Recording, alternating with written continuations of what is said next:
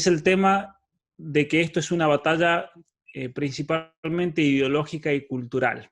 Ciertamente que hay otros elementos, como en toda otra batalla, está la cuestión financiera, los que están detrás de fondo y demás, pero en definitiva es una batalla de las ideas, y con las batallas de las ideas tienen un elemento muy característico, que en cuanto uno logra, por ejemplo, vacunar intelectualmente a la población, no hay manera, por más imposición que quieran hacer, de que eso tenga un resultado positivo. Así que yo creo que voy a comentar un poco mi experiencia en Canadá, lo que se está viviendo aquí, porque ciertamente que lo que se vive en Canadá es el proyecto, el plan que se quiere implementar para el resto de Latinoamérica. Es una cuestión probada de que Canadá ha sido el escenario de ingeniería social con respecto a todas estas propuestas progresivas a la ideología de género, muy parecido a lo que ha sucedido en los países nórdicos también, pero yo creo que en Canadá se ha dado con mayor fuerza por varias cuestiones y elementos. Entonces voy a contar un poquito la cuestión de Canadá, las leyes, para que se den una idea de qué es lo que en realidad quieren imponer en la Argentina. Si estas personas estuviesen en el poder o lo pudiesen hacer inmediatamente. Eso por un lado. Y después voy a mencionar una cuestión que lo he mencionado en otro video, pero me parece que es importante contextualizarlo aquí, que es la realidad de las tácticas que usan estos lobbies LGBT para penetrar en una sociedad y tratar de cambiar lo más profundo del sistema político y legal, que es la Constitución. Eso también es un hecho que no hay que olvidarlo para nada. Así que bueno, vamos a comenzar un poquito con Canadá. Cuando yo vengo a Canadá por primera vez, allá por el año 2002, me encontré con una realidad que me impactó, algo que jamás me hubiese realmente imaginado. Estaba caminando por una ciudad hermosa, europea, de origen francés. De hecho, se habla de francés aquí en Canadá, en muchas de las provincias, especialmente en Quebec, el idioma francés es el idioma oficial. Y estando ahí en esa ciudad con amigos canadienses que me llevaron a pasear una noche, una tarde, recuerdo haber visto un grupo de homosexuales, un grupo bastante grande, en una actitud bastante promiscua y realmente impactante. Pues yo creo que uno nunca se acostumbra de ver ciertas cosas, ¿no? Me impactó demasiado, probablemente iban varios alcoholizados o drogados, pero lo que más me impactó es que varios de ellos llevaban carritos con bebés. Y eso me causó un impacto porque jamás lo había visto. Y fueron ellos, mis amigos, que me dijeron, sí, aquí en Canadá, bueno, no solamente se pueden casar por el civil, sino que también ellos pueden adoptar, y hay diferentes leyes y demás, todo relacionado a la... Y me impresionó mucho y me motivó a estudiar todo este tema a partir del año 2002 acerca de la ideología de género. ¿De dónde surge la ideología de género? Justo en ese momento estaba estudiando filosofía, así que me vino muy bien el hecho de haber tenido una buena formación con respecto a los orígenes de todas estas ideologías en el liberalismo iluminista racional del siglo XVIII, especialmente Rousseau, después cómo estas teorías se van acomodando a la realidad política o se convierten en un partido político en la persona de Karl Marx, y la primera internacional y demás, y cómo todas estas teorías de destrucción de la familia, en definitiva, una de las cuestiones que plantea Marx y después lo explicita más Engels, es que la familia es la primera forma de propiedad privada. Y entonces, si queremos destruir la propiedad privada en el mundo, porque es lo que busca el comunismo, es el mayor mal, como decía Rousseau, tenemos que destruir a la familia. Y la destrucción de la familia, en un libro que se llama El origen del Estado, la propiedad privada y la familia, de Engels, que de hecho toman notas de Marx, notas que Marx había escrito en base a un libro que había leído de un antropólogo de Estados Unidos, Morgan Lewis. Él plantea esto, que si queremos destruir a la familia, hay que tener en cuenta dos elementos. Primero, hay que liberar a la mujer de su esposo, y luego hay que liberar a los hijos de sus padres. Que eso, obviamente que históricamente, ideológicamente, lo realizó el feminismo radical. El feminismo radical es quien logra este intento, ¿no es cierto?, de liberar a la mujer de la situación familiar, liberarla de su esposo, ponerla a disposición de la fuerza laboral. Y luego el tema de la ideología de género como el otro método para terminar de destruir a la familia, para que el Estado se apropie de los hijos. Y esto es una realidad hoy en día. Podemos recordar la ministra de Educación de España, que hace unos pocos meses, ella afirmó que los hijos eran propiedad del Estado, no de los padres. Tenemos el caso de una mujer del Ministerio de Educación de allá de la provincia de Misiones, en Argentina, por ejemplo, Rosaura Barrios, quien afirmó absolutamente lo mismo hace más de un año. En el año 2018, creo que fue octubre o noviembre, justo antes que saliese mi libro, por eso lo pude incluir ahí, ella afirmó que los hijos no son cosas que se tienen y por lo tanto los padres no tienen ningún control y autoridad sobre los hijos, sino que eso le corresponde al Estado. Es el Estado quien debe tutelar. Y con respecto a la ideología de género, lo que quiero presentar principalmente es lo siguiente. La ideología de género es tal vez de todas las ideologías a las cuales el ser humano se ha tenido que enfrentar a lo largo de la historia, tal vez la más peligrosa de todas. ¿Y por qué es la más peligrosa? Porque la ideología de género va y ataca el centro de lo que es ser humano. Es un ataque a la humanidad de cada uno de nosotros. Porque el planteo filosófico básico es el siguiente. Nosotros somos seres que hemos ido evolucionando por distintas especies, hemos llegado del Big Bang a lo que somos hoy, pero lamentablemente, esto vendría a ser la premisa, lamentablemente por culpa del heteropatriarcado, como se le llama, por culpa del cristianismo, por culpa incluso de los filósofos, de hecho acusan a Platón, acusan a Aristóteles de haber inventado categorías de pensamiento. Como ellos inventaron categorías de pensamiento, y luego los biólogos y los zoólogos las aceptaron, nos encasillaron a nosotros en una categoría especial, que es el ser humano. Y como nos encasillaron en esa categoría especial, nos han, por así decir, atado las manos, nos han atado el poder de la autopercepción para ir más allá y ir evolucionando en esa especie de movimiento, de progreso evolutivo en la historia. Y entonces nos hemos estancado como seres humanos. Por eso, ahí se entiende mejor por qué somos retrógrados, por qué nos dicen si uno se autopercibe como hombre, como es, no hace falta hacer mucha explicación. Si uno se considera hombre, si una mujer se considera mujer, entonces es una retrógrada medieval, porque no ha visto todavía la luz. Es decir, hay un elemento netamente gnóstico de conocimiento, el conocimiento que te libera, pero es un conocimiento transformativo. Nosotros nos podemos transformar en lo que sea que querramos. Es decir, es el propio sentimiento, lo que uno siente, el conocimiento, lo que determina a la persona. Y entonces aquí hay un problema ideológico gigantesco, porque entonces si yo tengo el poder de autodeterminarme y decidir qué soy, si soy un perro, si soy un gato, si soy lo que sea, si soy mujer, si soy una niña de 6 años, como ha pasado casos aquí en Canadá, por ejemplo, entonces no hay nadie que te pueda venir y decirte que uno es tal o cual cosa según estas categorías heteropatriarcales, como se dice.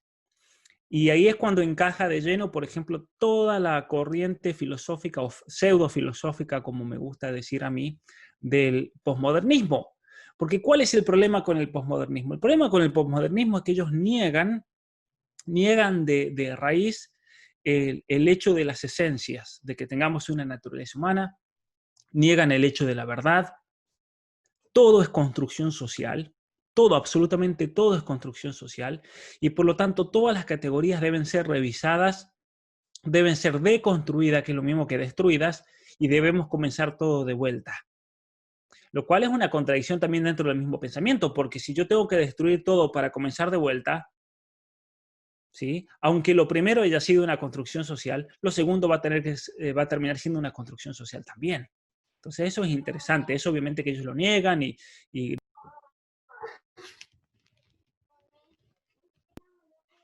lo niegan y dicen cómo puede ser, ¿no? Entonces, es un tema interesante, el saber ver, digamos, todas estas corrientes filosóficas que van explicando y encadenando todo. Tenemos que atravesar un proceso de deconstrucción, tenemos que desconstruirnos. Pero hay un problema muy grande con toda esta postura desde el punto de vista filosófico. ¿Por qué? Porque si bien nosotros, por ejemplo, podamos coincidir en el hecho de que las nociones fueron construcción cultural. El ser humano fue descubriendo que fue un ser humano y se llegó a un consenso que vamos a usar la palabra humano, vamos a usar la palabra hombre, vamos a usar la palabra mujer. Pero hay una cuestión dentro de la evolución que es la supervivencia de las especies y el tema de la selección natural. Lo central de la teoría de la selección natural es que solamente lo que tiene validez y consistencia es lo que perdura. Solamente aquello que tiene las condiciones dadas para ser probada ante catástrofes, ante la naturaleza, ante los ciclos del clima y demás, es lo que va a perdurar y por lo tanto eso es lo que tiene realidad y validez. Y eso también se puede aplicar a la cultura. ¿En qué sentido? En que a pesar de las grandes catástrofes por las que ha atravesado el ser humano, a pesar de los grandes cambios, de las grandes migraciones, de terremotos, de volcanes, de inundaciones, de diluvios, sin embargo, hay ciertas categorías básicas que no hay nada que la haya podido destruir a lo largo de la historia, en todo tiempo, en toda cultura y en toda nación. Y eso es la noción de que somos seres humanos, tenemos una distinción particular dentro de la naturaleza, nos distinguimos de modo específico de otras especies, por más que seamos animales, tenemos una distinción única por la libertad, por el poder de elegir, por la voluntad, que nos distingue entonces de un mono, por ejemplo, que si bien hay especies dentro de los monos que comparten el 90% del ADN del ser humano, no es solamente esa mera mínima distinción genética la que nos distingue de un mono, sino que es especialmente la capacidad de elegir, la libertad, esa misma libertad que nos quieren negar con todas estas ideologías.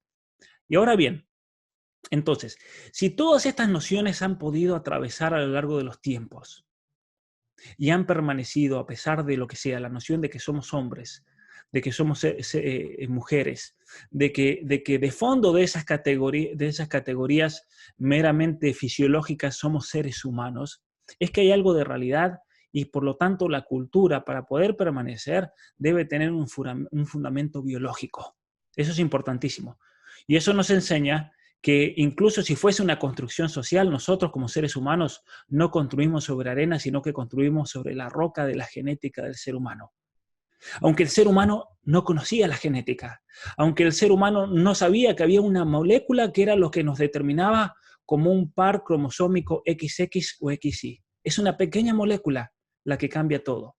Pero esa molécula que está presente desde el momento de la concepción en el ADN de cada uno de nosotros, en esa primera célula, en ese cigoto que luego se va dividiendo y se va desarrollando, es lo que nos va a determinar, a actuar de una manera determinada. Por eso nosotros no somos seres meramente libres, con inteligencia, con voluntad, sino que tenemos distintos niveles. Un nivel afectivo, tenemos un nivel biológico, un nivel neurobiológico, y por lo tanto somos seres también asexuados. ¿Qué significa eso? Significa que la constitución genética incluso afecta el modo cómo se desarrolla nuestro cerebro en las primeras semanas después de la concepción. Todo el sistema neurobiológico.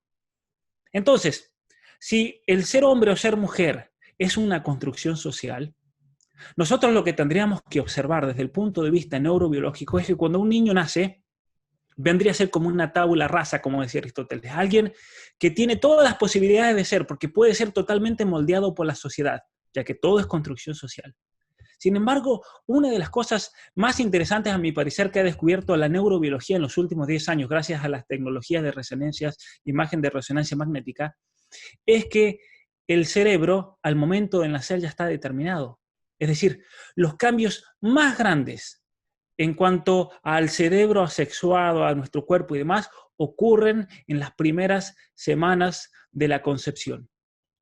Es importantísimo entender esto entonces, porque eso significa que una persona va a tener distintos modos de pensar, de ver, de razonar, de sentir, de vivir esta vida, y eso ya viene determinado por esos cambios genéticos y epigenéticos que ocurren en el vientre materno.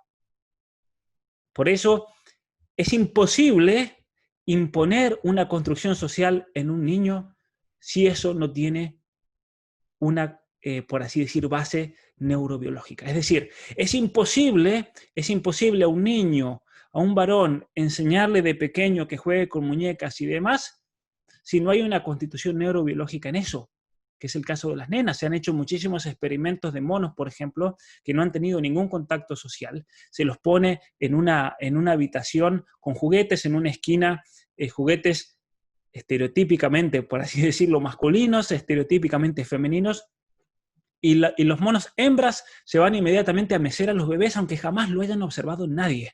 Eso es increíble. Eso significa que hay una estructura neurobiológica en toda mujer, en toda madre y en las hembras de las especies, a tender a cuidar de la cría. Y en el varón hay un sistema totalmente distinto. Los machos monos, por ejemplo, inmediatamente van a jugar con los camioncitos, con los autos. ¿Y eso por qué ocurre? Porque hay una atracción neurobiológica que lleva al macho de la especie a esas cosas. Y eso, obviamente, que tiene un trasfondo muy importante, que es el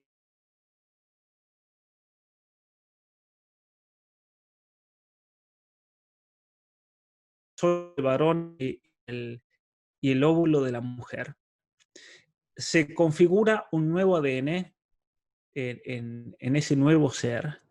Y es interesante cómo la misma naturaleza, dependiendo si es una molécula X o una molécula Y, la misma naturaleza nos va a determinar actuar de tal manera que haya siempre una complementariedad impresionante entre el hombre y la mujer, entre el macho y la hembra de la especie. Somos complementarios. Eso también es importante entenderlo, porque es esa complementariedad entre el hombre y la mujer lo que nos ha permitido a todos nosotros como seres humanos sobrevivir a tantas catástrofes. Los dinosaurios no sobrevivieron a tantas catástrofes, siendo que eran animales grandes, más fuertes que nosotros, podían volar, pero solamente el ser humano, por esa complementariedad y por esa necesidad de ayuda mutua, es la que nos ha traído hasta el día de hoy. Entonces, cuando viene el feminismo, por ejemplo, todas estas falsas teorías antropológicas a decir que la mujer es un ser oprimido a lo largo de la especie, de la historia, por el macho patriarcal, que la relegó al hogar, que la relegó a cuidar hijos, que la relegó a cocinar, a planchar, comete un gran error, porque primero considera que toda mujer es estúpida. Eso en primer lugar. Y en segundo lugar, niega la libertad de la mujer, que tiene un gran fundamento neurobiológico. Es la misma mujer la que elige cuidar a esos niños. Es una cuestión de elección y de libertad también. Y eso pasa, por ejemplo, en todo matrimonio. ¿Cuántas veces, por ejemplo, en un matrimonio el bebé llora y es la madre la que inmediatamente va en su auxilio? Es la madre la que inmediatamente está atenta a cuidar a los hijos, está atenta a que nadie haga nada que le pueda perjudicar su salud o su vida. Es la madre la que está atenta a tantos detalles porque la madre tiene una estructura y toda mujer, eso, toda mujer que esté escuchando lo tiene que saber. La mujer tiene una estructura neurobiológica única debido a que la mujer tiene el par de cromosomas, esas dos moléculas son 2X. ¿Y qué significa que sean 2X? Todas las moléculas que se transmiten en el ADN de cada uno de nosotros, viene cargada con un contenido genético que va a tener un efecto muy grande después en la constitución neurobiológica y en todos los organismos y en todos los órganos de nuestro cuerpo. El hecho de que la mujer tenga dos moléculas X, dos cromosomas X, va a tener una impronta gigantesca en el momento de desarrollar ciertos órganos, porque eso significa que la mujer va a tener un doble de proteínas comparado al hombre. Y entonces, eso en el campo visual, por ejemplo, los bastoncitos que están detrás del cono del ojo, en la mujer son el doble, lo cual le permite a la mujer tener una vista periférica de 160 grados. La mujer mira de frente y puede mirar al costado. El hombre solamente mira enfocándose de frente. Y por eso, por ejemplo, es muy gracioso. Yo lo observo mucho en las personas, todas estas cuestiones neurobiológicas, cómo actúan. Viene una chica caminando y observo ya a los hombres y van a ver cómo los hombres se inclinan así y no pueden. Tienen que ser como una lechuza para seguirla a la mujer que ven que las atrae de alguna manera.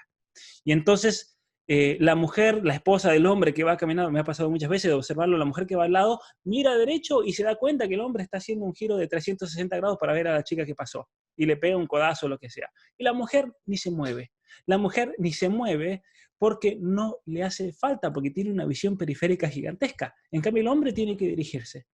Pasa muchas veces cuando una mujer le pide al varón que vaya a buscar algo a la heladera, al refrigerador. Y le pide que vaya a buscar mayonesa, que vaya a buscar ketchup, que vaya a buscar una cosa que está en la heladera, y el hombre va y se pierde cuando ve esa montaña de cosas. Y se pierde, y de hecho hay un cortocircuito neuronal en ese momento que lo lleva a perderse y a no encontrar, y dice, no, no está acá, no lo encuentro. Y la mujer viene y de un solo vistazo ve absolutamente todo. Es decir, el hecho de poseer esa molécula extra y esas proteínas que vienen por esa molécula hacen entonces que la mujer tenga un cuidado especial de la progenie, de la misma especie. Y eso es lo que nos ha ayudado a sobrevivir. Eso es lo que nos ha ayudado entonces como hombres, como mujeres, a trabajar complementariamente. Que la mujer, por ejemplo, esté en el hogar, que cuide, que esté atenta a los niños. La mujer puede estar haciendo 1000 cosas a la vez, el hombre no. El hombre, una vez que comienza a hacer algo, que comienza a leer el diario, que comienza a estar con el celular, va a tardar unos minutos en que lo saquen de ahí.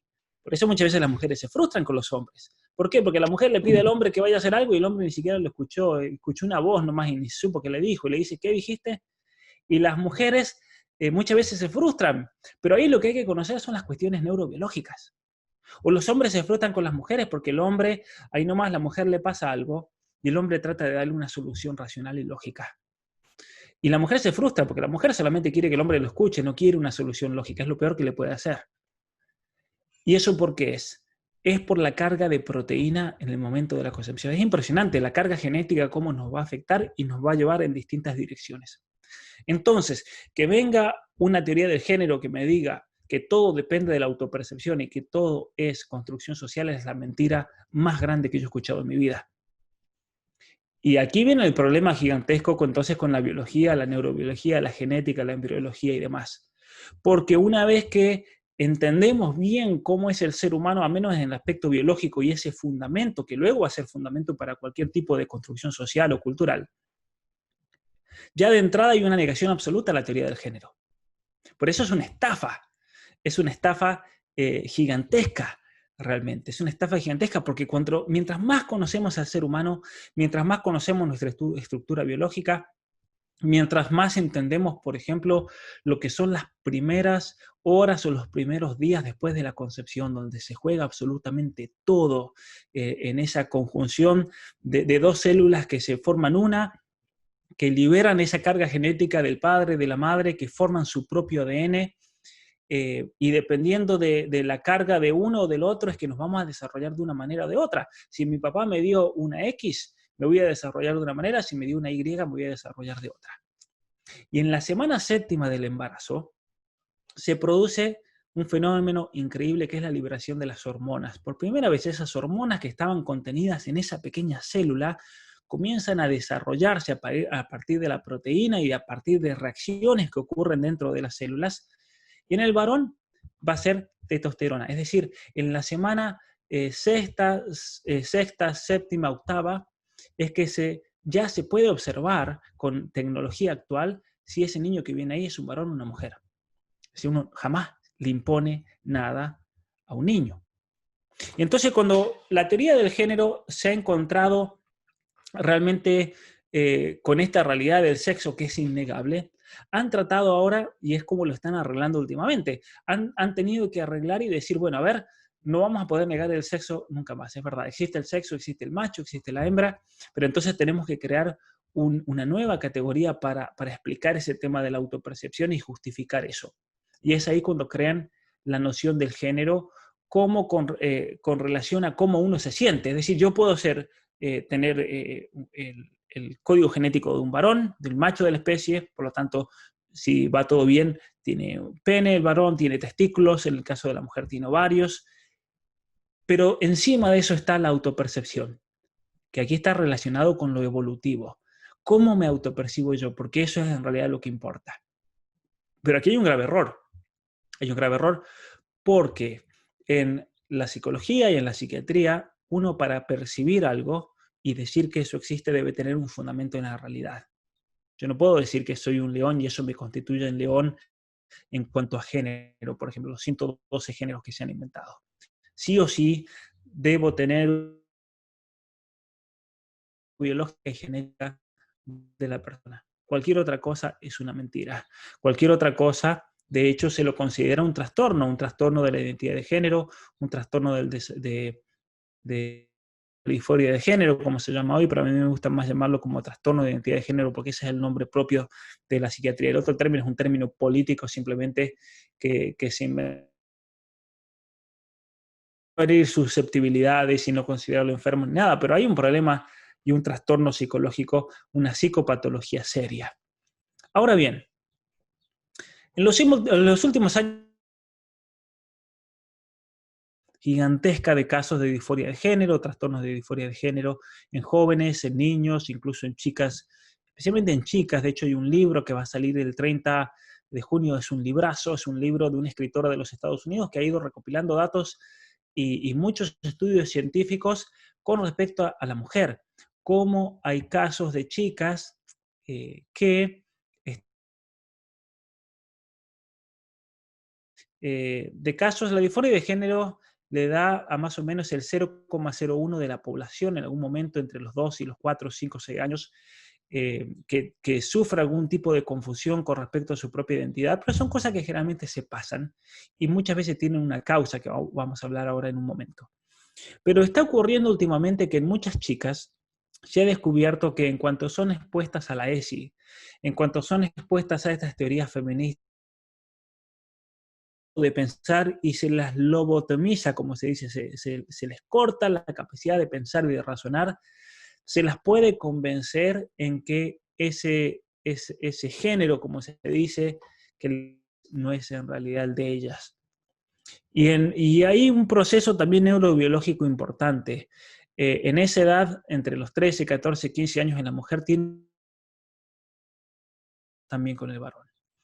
Y muchas veces cuando hay presión de la sociedad, presión de las amigas, presión del entorno donde vive, por tratar de manifestarse de una manera, es muy fácil manipularla. Por eso está lleno de chicas con pañuelo verde, por ejemplo. Porque en realidad es toda una manipulación a nivel neurobiológico. Es como si es una moda, pero es una moda muy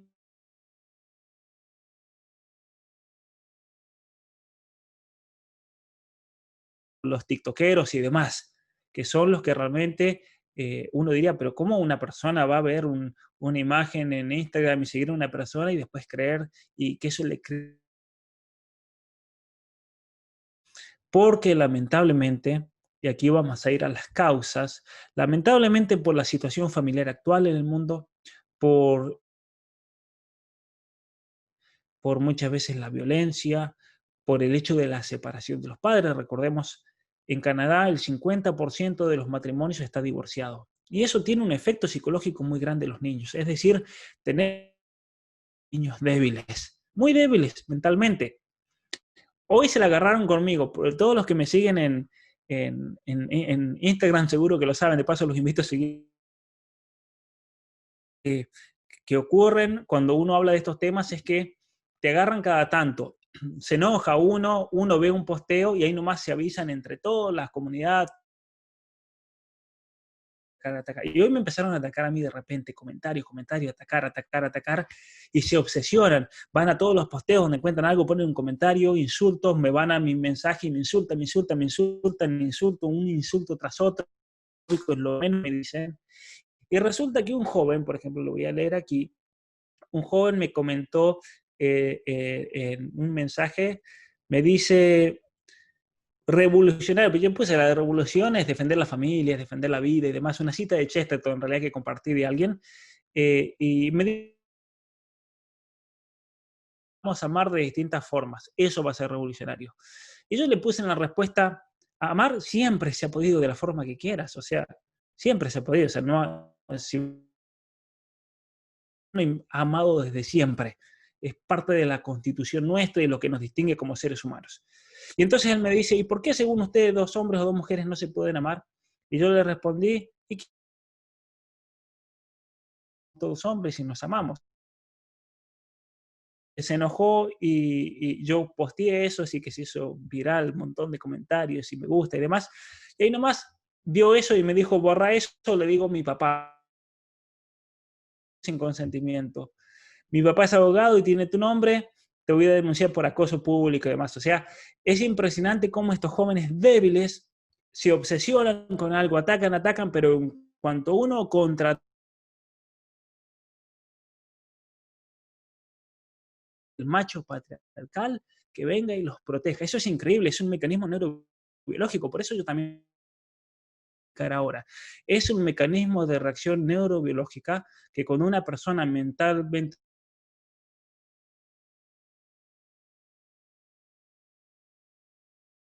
comentarios son sensacionales realmente, de gente festejando el golazo en el ángulo, como se dice, y resulta que este joven al ver eso, ahí nomás tiene que acudir a su macho patriarcal, tiene que acudir a alguien que lo proteja, el cobijo. Entonces le dice, le voy a decir a mi papá. Decir, ¿quién va a poner una cosa así en Instagram? Le voy a decir a mi papá que dijiste esto para que te denuncie la cuenta. O sea, ahí se ve el nivel realmente, el nivel de razonamiento infantil totalmente subdesarrollado, lamentablemente, totalmente infantil y con una mezcla de obsesión y debilidad mental que es realmente lamentable, muy lamentable. Hay un psicólogo de la Universidad de New York, una persona sensacional, se llama Jonathan Haidt, es un psicólogo que ha sufrido mucho personalmente las embestidas del progresismo y demás. Yo creo que él en sus comienzos se consideraba el mismo de izquierda, de progre y demás, pero después en cuanto comenzó a meter ciencia, en cuanto empezó a estudiar y a fundamentar todos sus escritos en cuestiones neurobiológicas y demás, comenzó a sufrir un ataque enorme y eso lo hizo ser conservador y defensor de todos nuestros valores y demás. Él ha creado una institución en los Estados Unidos que se llama la Academia Heterodoxa, en inglés es Heterodox Academy, la cual reúne a muchos intelectuales, profesores universitarios que se encuentran en una situación, por ejemplo, como yo, que estamos en un mundo totalmente poblado de izquierda progresista, estamos en un ambiente totalmente ideológico, porque lamentablemente el mundo académico es totalmente ideológico hoy en día, y las pocas voces que nos levantamos y hablamos denunciando conciencia firme y cierta y constatada las estupideces que dice esta gente, ahí nomás te catalogan y te destruyen y te tratan de destruir la carrera y demás. Entonces él fundó la Academia Heterodoxa para ver, a ver, cuántos somos, porque estoy yo, pero no sabemos. Y resulta que comenzaron a unirse un montón de profesores de muchas universidades, eminencias, diciendo, sí, todos sufrimos esta especie de supresión ideológica del lobby LGBT. En los Estados Unidos hay una asociación que se llama Human Rights Campaign. Ellos es una asociación que se dedica a catalogar a las universidades y a hundir universidades, si ellos quieren, en una suerte de punteo totalmente inventado por ellos, no tiene absolutamente ninguna validez, pero claro, como tienen el poder de los medios después dicen, el Human Rights Campaign, la campaña de derechos humanos, catalogó a la universidad tal como una universidad malísima, como una universidad homofóbica, transfóbica, como una universidad que si al menos no echa a este profesor, entonces no le vamos a dar ningún tipo de puntaje. Eso pasó con la Universidad Johns Hopkins que tenía la facultad de medicina la mejor del mundo, y resulta que como en esa facultad habían dos psiquiatras, el doctor Lawrence y el doctor Paul Mayhew, que atacaron frontalmente la ideología de género, le dieron una clasificación de 0. Y entonces eso perjudica a la universidad porque después no recibe ayuda estatal, no recibe de fundaciones, deja de recibir dinero y demás. Entonces obligaron a que la universidad expulse a estos profesores, por ejemplo. Eso es tremendo y así ha pasado con profesores de biología, de neurobiología, con médicos, con acaba de ocurrir en la Universidad de Alberta, aquí en Canadá, con una chica, una antropóloga especialista, una persona sensacional, especialista en las tribus guaraníes de Chaco. El Chaco, por referirme a la zona entre Paraguay y Bolivia, no el Chaco argentino. Y, y resulta que esta mujer afirma hasta en los guaraníes. Es interesante cómo ellos tienen el concepto de ser hombre y ser mujer y hay una naturaleza humana que se distingue de las otras. Hizo ese comentario la facultad, perdón, la policía del pensamiento que tienen todas las universidades en Canadá, que sería la Secretaría la denunciaron y la expulsaron de su cargo. Por ejemplo, es tremendo el nivel de persecución ideológica. Hay un profesor de la Universidad de Los Ángeles en California, UCLA, profesor de comercio, él de comercio, él cuando fueron las marchas de Black Lives Matter y todo esto, los negros tenían un examen y ninguno de los negros se apareció, así que los aplazó a todos. Y lo sancionaron y lo van a expulsar, están pidiendo que renuncie, lleva 40 años enseñando en esta facultad de economía, enseña comercio, eh, y resulta claro, han pedido que lo echen cargo porque no tuvo en cuenta la condición oprimida de estos negros. O sea, es un chiste, van a una universidad de primera, sale carísimo, estos negros son todos negros de plata, y resulta que, claro, son los oprimidos que tenían que ir a quemar autos y demás en la calle. O sea, el nivel realmente de persecución es increíble. ¿Y por qué va todo esto? Porque este Jonathan Haidt entonces creó que de todas estas mentalidades débiles. Hay un resurgimiento muchas veces incluso de atracción hacia el mismo sexo, lo que se llama la homosexualidad. Hay un resurgimiento de una inseguridad que uno no sabe si es varón, una mujer no sabe si es mujer, una mujer que no sabe que es mujer y que nunca tuvo la imagen del padre o que tiene una necesidad enorme de su papá, el varón que ha sido presionado durante toda la escuela primaria y secundaria por maestras feministas, que llega un momento que le da vergüenza ser varón, y entonces tenemos mentalidades totalmente débiles. Aparte de eso, con el quiebre de las familias, el hecho de que la familia no esté presente tiene una influencia muy negativa muchas veces en el niño. El hecho de que no solamente los padres estén separados, sino que sean sobreprotectores, hace niños débiles. ¿Y eso por qué es? Porque una madre, por ejemplo, cuando ve la realidad de ahí afuera y ve que el mundo es un monstruo, le da un terror enorme y ese sentido de conservación la lleva a proteger al niño. Pero lo protege tanto que ella se termina convirtiendo en ese monstruo que quiere evitar ahí afuera. Porque la educación no se trata de proteger de los peligros de afuera, sino que la educación es hacernos fuertes, es hacernos fuertes. Y solamente cuando un niño es fuerte es que ese niño puede salir afuera a ese mundo, enfrentarse a ese monstruo y vencerlo. Y que no te ideologicen, que no te laven la cabeza, que si vengan los grupos LGBT y comienzan a no importa, porque la vida es dura. Y si una persona no está fuerte psicológicamente y no está madura de acuerdo a su edad, va a llegar afuera, lo van a aplazar en un examen, le va a ir mal, se va a pelear con una novia, lo va a dejar un novio, lo va a dejar una novia y se va a pegar un tiro. O sea, entonces, hay que entender todos estos elementos y todas estas causales podríamos, no lo voy a desarrollar al tema de las causas del todas las causas de la disforia de género, eso lo tengo bien desarrollado aquí en este capítulo 4 de mi libro Atrapado en el cuerpo equivocado, pero ¿qué pasa? Tenemos un público entonces, por así decir. Cuando uno quiere vender un producto tiene que tener un público. Y hoy en día hay un público para la ideología de género, lamentablemente. Hay un público realmente para tragarse toda esta mentira. Es un público igualmente minoritario. Si bien se ha incrementado exponencialmente en los últimos años, no es un público que abunde y es un público que muchas veces no está de acuerdo tampoco con estas ideas. Porque hay historias que son muy personales aquí, de qué es lo que lleva, por ejemplo, un varón a autopercibirse como mujer, una mujer que quiera parecer hombre. Historias hay muchas y son muy variadas, son causales muy diferentes una de las otras. Pero es interesante que muchas veces incluso estas personas no aceptan esa explicación o racionalización o justificación ideológica que se le quiere dar a su problema. No lo aceptan. Y entonces esos hombres o esas mujeres, es impresionante cómo son ellos mismos rechazados, por más que ellos digan, yo soy mujer trans, yo soy varón trans, soy parte de la comunidad en teoría, pero no, los revientan, porque aquí lo que importa es el discurso, es la narrativa, no les importa la persona. Y esos casos son los principales. Pasa mucho, por ejemplo, cuando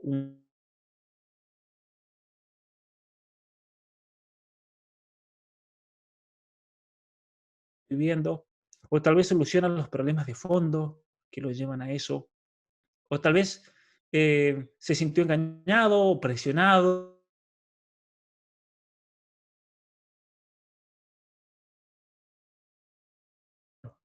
Y es impresionante cómo la autopercepción vale para cuando uno se cambia de sexo, pero cuando uno quiere autopercibirse nuevamente en lo que era, no, ahí ya no vale la autopercepción.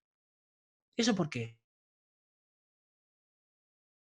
Ahí. ¿Qué tiene que ver? O sea, si yo me puedo autopercibir como un dinosaurio, bien, te festejamos, te aplaudimos, todo. Pero si yo que soy dinosaurio digo, ahora me quiero autopercibir como un hombre argentino viviendo en Canadá, no, para eso no, eso es transfóbico, ¿cómo vas a hacer eso?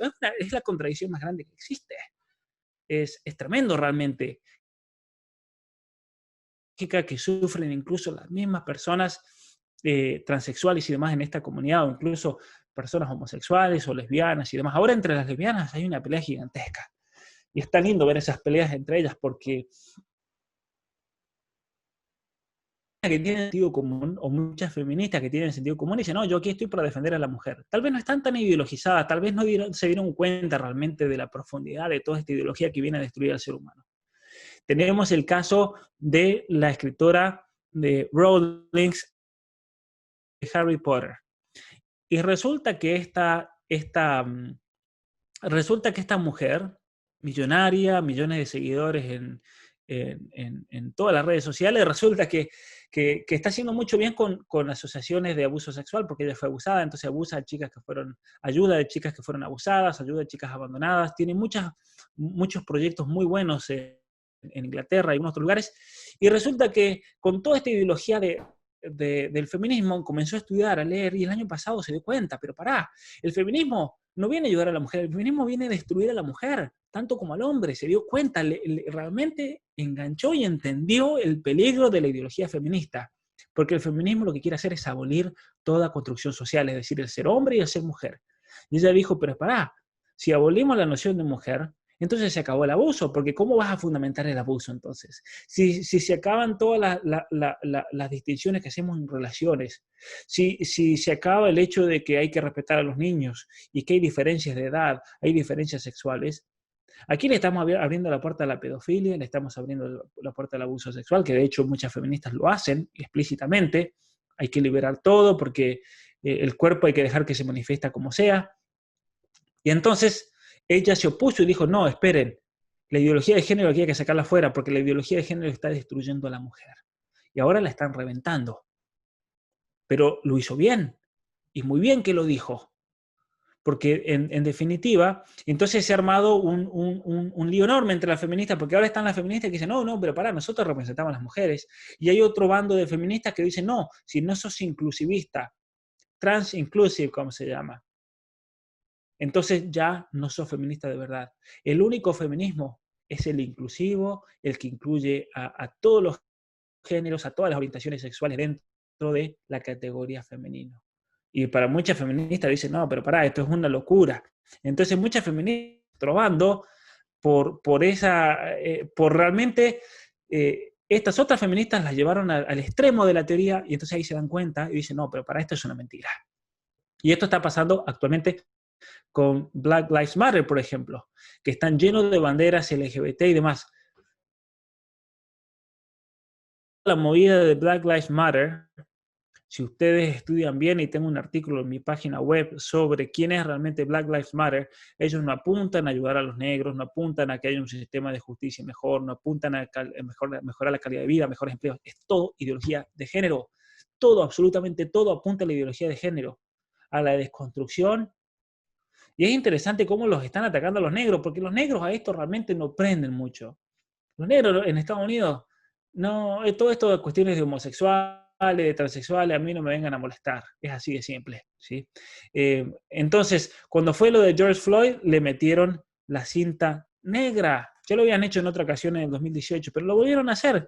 Comenzaron a imprimir banderas con la cinta negra del lobby LGBT. Sí, voy a ver si tengo la foto aquí en mi celular para mostrarle. Por ejemplo, pusieron esta foto aquí se alcanza a ver, ¿sí? La bandera negra, sí, la bandera con la línea negra, y muchos inclusivos dijeron, pero pará, ¿y qué hacemos con los marrones, con los indios, con los hispanoamericanos? Entonces pusieron una marrón, o sea, una locura. La franja negra y la franja marrón. O sea, realmente el ser inclusivo. Eso es lo que importa aquí, la inclusividad. Y si no incluís y si no aceptás esta ideología, son lo peor que existe, son los más homofóbicos, transfóbicos, que es la manera de destruir. Entonces, recapitulemos nuevamente. Percibirse lo que sea, lo que quieran, puede ser perro, gato, un hombre de 65 y te jubilás, una mujer de 60, un niño de 6, o realmente puede un iguana, un lagarto, un gato, un león, porque es la propia autopercepción, lo que uno se siente es lo que vale. Y uno dice, pero pará, pero ¿y el cuerpo entonces? ¿Qué haces con el cuerpo? Porque te autopercibís mujer, pero tenés un pene y testículo, ¿qué haces con eso? Y no solamente es eso, es toda la constitución neurobiológica, es la constitución incluso de la estructura cerebral de la persona. Y dicen, no, lo que pasa, como yo le puse en mi libro, es que yo nací atrapado en el cuerpo equivocado. Este es el problema mío. Y por lo tanto, hay varios ministerios de la salud, cuerpo a la mente. Es decir, hay que acomodar el cuerpo a mis pensamientos. La realidad ya no importa. Es esto. Por eso es un problema de gnosticismo, un problema del conocimiento. Es el conocimiento, lo que yo quiera que sea, la realidad se debe adaptar. ¿Y cuál es el problema con el subjetivismo? Que el subjetivismo nunca puede ser el criterio para relacionarnos nosotros socialmente. Porque subjetivamente yo voy a ver las cosas de un punto de vista, ustedes la van a ver desde otra, y por lo tanto ustedes no pueden imponer ese tipo de subjetivismo común.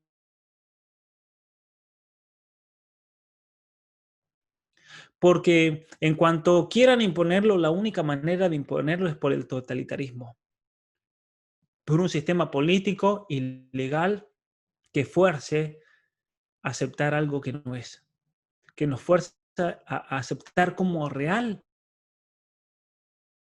La gran frase, por ejemplo, del libro 1984, la libertad se ha convertido hoy en la capacidad de decir 2 más 2 es 4.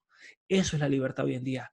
El decir que el pasto es verde, el decir que un hombre tiene un pene, es decir, que un hombre está constituido genéticamente por una molécula Y que lo determina ser como varón, que la mujer está constituida por un par cromosomal, que eso luego va a tener todo un desarrollo neurobiológico que va a afectar el gusto, va a afectar la manera de ver, la manera de oír, la manera de sentir, porque es así. Es increíble las diferencias en el modo de sentir entre el hombre y la mujer. Eso de los 360 grados, de los 160 grados, perdón, la visión periférica de la mujer es un solo ejemplo. La mujer puede ver mucho más colores que el hombre. Por eso, si una mujer tiene varios vestidos rojos, el hombre generalmente los va a ver como un rojo, la mujer va a ver las distinciones. Y él le va a decir la mujer al esposo, tráeme el vestido rojo, y el hombre va a traer cualquier cosa. Y la mujer se va a frustrar, que no prestas atención, que sos un distraído, que yo te digo. Y no es una diferencia genética que nos determina. El hombre va manejando por la ruta y va la novia al lado, la esposa o la madre o quien sea, y la madre se da cuenta de algo y le comenta, o la esposa, mira el cartel aquí, y el hombre va a decir, ¿qué? Y ni se va a dar cuenta, pasó ya hace 1 kilómetro y ni se da cuenta, porque el hombre piensa y se focaliza de una manera totalmente distinta que la mujer. Por eso, si se quieren llevar bien en el matrimonio, por ejemplo, que estén casados, estudien neurobiología, estudien genética, porque después le pueden decir a la mujer, por ejemplo, los varones, cuando la mujer se frustre, pero pará, esto es una cuestión neurobiológica. Vos tenés el doble de proteína por el gen tal cual el cromosoma 17, lo cual te da una capacidad única para poder sentir y poder localizarte en un lugar determinado, y yo no lo tengo eso, así que no molestes, por ejemplo. O sea, ¿se entiende? El hombre, por ejemplo, tiene una capacidad de abstraer que no tiene la mujer, en el sentido en que un hombre comienza a hacer algo y alcanza a tener un nivel de profundidad y de meterse en algo que le cuesta salir. Y es toda una cuestión de mecanismo neurobiológico. Entonces, la mujer le habla y el hombre, ni escucha. La mujer lo que tiene que hacer es apretarle hasta que el hombre entre en conciencia y se da cuenta que está la esposa ahí que le quiere decir algo. La mujer tiene que esperar para que el hombre le escuche a ella, porque si uno le habla, el hombre ni lo va a escuchar. Y después al pobre hombre lo van a acusar de que es distraído, que no escucha, que... No, no es así. No es así. Tenemos diferencias neurobiológicas, gracias a Dios que no lo tiene, porque la mujer está formada neurobiológicamente, estructuralmente, para entonces inmediatamente estar atenta si a un niño le pasa algo. La mujer está ahí encima. La mujer con una sola mirada puede mirar a todos los niños. Por eso, si la mujer se queda en la casa y cuida a los niños, todos los niños están bien, tranquilitos, porque se saben observados, saben que los están mirando. En cambio, en cuanto la mujer se va y el hombre tiene que quedarse a cargo de los 2, 3, 4 niños, y especialmente si tienen entre los 2 y los 4 años, esos niños van a ser un desastre en la casa. Porque el padre solamente puede cuidar a uno a la vez. Y cuando está cuidando a uno, el otro comienza a ser un desastre. Y va a agarrar al otro y después el otro. Y eso es un problema enorme. Y entonces el hombre se frustra y dice, yo no sirvo para esto. La mujer se frustra y dice, vos sos un inútil, deja que yo cuide a los niños, por ejemplo. Entonces, eso es importante notarlo, esa complementariedad única que hay entre el hombre y la mujer. Y es una complementariedad que los niños la piden y la buscan. Y cuando un niño no crece con el papá o la mamá, la va a buscar esa complementariedad. Siempre, porque la necesita para desarrollarse incluso afectivamente. No quiero decir que si uno no crece por alguna situación de la vida con el papá o la mamá, entonces va a tener un problema psicológico a posteriori. No, pero va a necesitar llenar ese espacio con la presencia masculina, con la presencia del abuelo, con la presencia de un ser querido, un amigo, alguien que le dé al niño lo que significa ser varón, por ejemplo. Y eso es importante, incluso al momento de crecer, de tener amigos y jugar con niños que son más grandes que uno, porque se ha comprobado de que el niño observa a muchos otros niños. De hecho, uno de los tratamientos para la disforia de género es que el niño se involucre con otros niños varoniles más grandes y que le enseñen qué significa ser varón. Y es ahí el niño observando cuando el niño agarra como ese deseo, ese coraje de decir, bueno, yo voy a ser como ellos. Pero en cambio, cuando a un niño lo rechazan porque lo encuentran raro, porque lo encuentran amanerado, porque lo educaron mal, porque lo educaron finoli, entonces ese niño va a ser despreciado a veces en la escuela y eso va a hacer que el niño se haga, se reserve, que sea solitario, y muchos de esos niños a veces terminan desarrollando una atracción hacia el mismo sexo porque no llenan esa necesidad que tienen de estar con el varón y la van a buscar. Y lo que no llenaste hoy lo vas a tratar de llenar mañana. Y eso es un peligro. Eso es un problema porque si no tenés la guía adecuada, y especialmente a veces la guía psicológica, puedes caer en cualquier cosa. Puedes terminar cayendo en cuestiones afectivas del mismo sexo o confunden aún más. Y como estás tan confundido, tienes tanta vergüenza, entonces tratás de reafirmarte que sos gay, por ejemplo, cuando nadie es gay en realidad, sino que es una reafirmación y una especie de autoconvencimiento para tratar de justificar algo. Y por eso la persona homosexual, la persona lesbiana, la persona transexual en general, va a tener los niveles más altos de alcoholismo, de drogadicción, de depresión, de ansiedad, de consumo de fármacos y lamentablemente tienen los niveles más altos de suicidio en el mundo.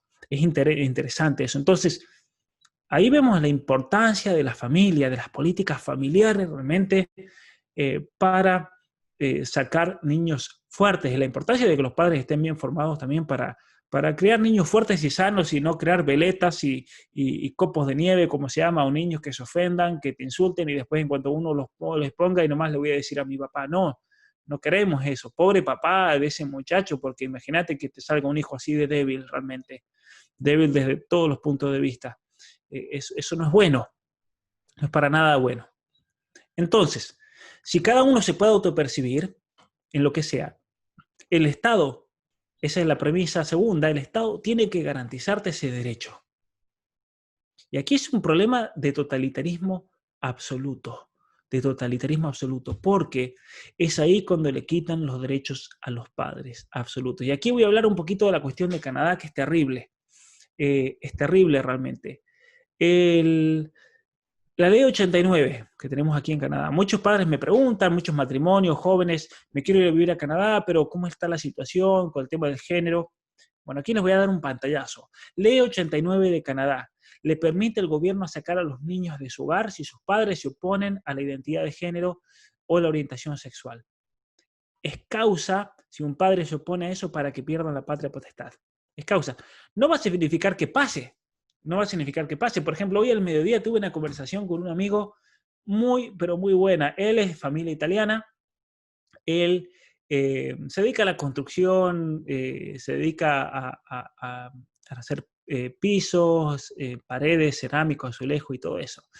Y resulta que él me contacta por este tema y me dice, Pablo, no sabes lo que me pasó, que aquí no hay ningún deporte todavía no hay nada organizado con respecto a actividades para los niños por toda la cuestión de la cuarentena. Y me dice, mira, me trajeron un papel, nos reunieron a todos los padres en el centro deportivo porque su hijo juega al hockey sobre hielo, tiene 7 años, un niño chiquitito, y nos reunieron a todos los padres en una reunión con distanciamiento social, con la máscara, con todas las estupideces, me dice, y, y el técnico, el coach, les dijo, bueno, a ver, los reúno acá porque tengo que hacerles un anuncio, hay una nueva regla, que para todas las sesiones de deporte vamos a tener un transexual, que va a venir y les va a hablar a los chicos por unos minutos acerca del sexo, el género y todo eso. Miren lo que es el nivel de ideologización, niños de 7 años. Entonces todos tienen que firmar esta forma de consentimiento para, para entonces manifestar que están de acuerdo que un adulto les va a hablar y demás. Un transexual a niños de 7 años. ¿Sí? Y resulta que, esto con respecto a la ley de quitarle los niños a los hijos, a lo que voy. Resulta que él dijo, no, pero pará, yo esa estupidez, mi hijo tiene 7 años. A mi hijo, a mí no me lo adoctrina nadie. A mí nadie me lo adoctrina, yo no voy a firmar absolutamente nada. Y esos 15, 20 minutos que me lo van a adoctrinar, yo a mi hijo lo quiero ver jugando al hockey porque para eso he pagado yo. Y resulta que me contó que todos los papás dijeron lo mismo. Ahí nomás todos entregaron el papel y ninguno quiso firmar. Porque basta que uno se levante ante el sistema y digo, esto no lo voy a hacer. Ahora, ¿le pueden quitar los hijos a este muchacho, amigo, por ejemplo, por haberse enfrentado y si lo denuncian y demás? Puede llegar a tener problemas, ciertamente. ¿Sí? Ciertamente está todo en la ley, porque este hombre se está oponiendo a que su hijo le enseñen algo que es un derecho que debe ser garantizado por el Estado, que el hijo escuche que está la realidad del género y que ese hijo escuche que su papá le impuso ser varón, porque eso es lo que les enseñan a los niños aquí. Es tremendo realmente. Eh, Así que muy bien. Lo otro que voy a mencionar, entonces, la ley 89 de aquí de Canadá. Tenemos la ley 13 del 2012 que obligó a las escuelas públicas a tener alianzas homosexuales, por ejemplo, ¿sí? Grupos gay. Entonces, todo por el motivo de combatir la homofobia, combatir la transfobia por medio de programas educacionales. Aquí se traen a transexuales generalmente que vienen a hablar a partir del jardín de infantes, del kinder, todos los grados escolares, donde tienen que manifestarle a los niños que hay una manera de descubrir uno quién es por medio de la autopercepción y del género y demás. En el año 2016, por la ley 28, se eliminó el término padre y madre, porque claro, ¿cómo va a decir padre y madre cuando hay niños que son adoptados por homosexuales, por lesbianas, por transexuales? Entonces eso ofende a esos niños, por lo tanto hay que eliminar, no hay más ni padres ni madres. Luego está la ley C-16, es una ley que causó mucha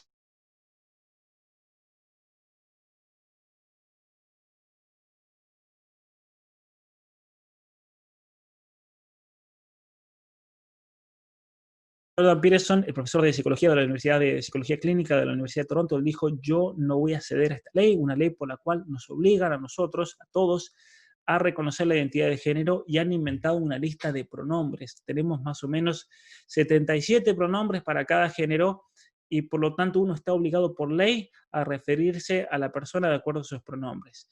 Y Jordan Peterson, su argumento fue, nos están obligando a mentir. Y una ley no te puede obligar a mentir, porque si una ley te obliga a mentir, se acabó absolutamente todo. Y eso, desde el punto de vista de la filosofía política, tiene una gran verdad, porque lo que constituyó la civilización occidental, desde el imperio griego, el imperio romano, hasta la actualidad, todo el derecho romano que después trasciende en lo que es el derecho civil, el derecho de las naciones, el derecho consuetudinario en los pueblos anglosajones, es el hecho del juramento, que es la capacidad de confiar los unos en los otros. Si no fuese por esa capacidad de confiar, nosotros jamás estableceríamos nada. Nosotros jamás realmente hubiéramos establecido sociedades, jamás estableceríamos ningún tipo de relación económica, transacción o lo que sea, porque si uno no puede confiar en el otro, ya no se puede hacer nada. Entonces, es la confianza, es lo que se llama la institución del juramento, que está fundamentado en la verdad de las cosas. Entonces, si una ley te obliga a mentir, aquí se acabó absolutamente todo.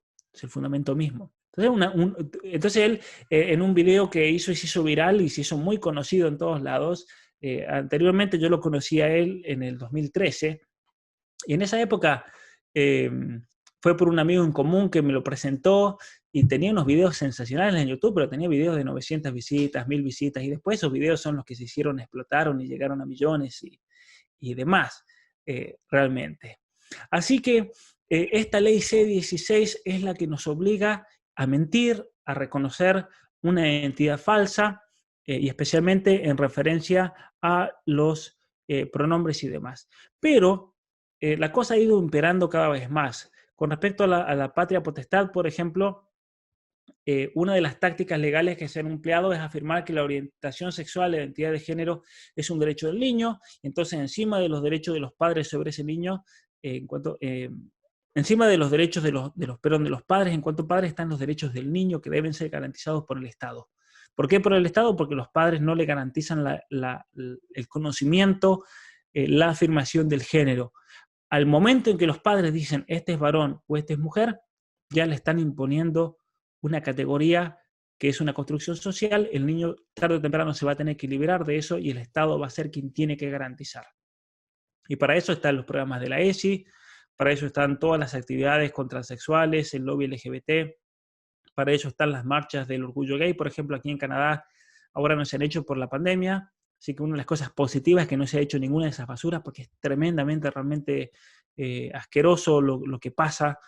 Si quieren pueden ver videos y demás en YouTube de lo que son esas marchas y da asco realmente, pero he visto, por ejemplo, aquí en Toronto, fotos de hombres que van, me parece un poco gráfico, con penes por todos lados, de plástico colgado, y van y que los niños vayan tocando los penes y demás. O sea, miren el grado de perversidad, niños de 4, de 5, de 6 años que lo llevan, porque en las escuelas muchas es obligación llevar a los niños a la marcha LGBT. Los padres tranquilamente podrían decir que no, pero muchas veces están tan lavados de la cabeza que creen que eso es ser diverso, inclusivo, no quieren quedar mal ante la escuela, cómo no voy a llevar a mi hijo, que es transfóbico y demás.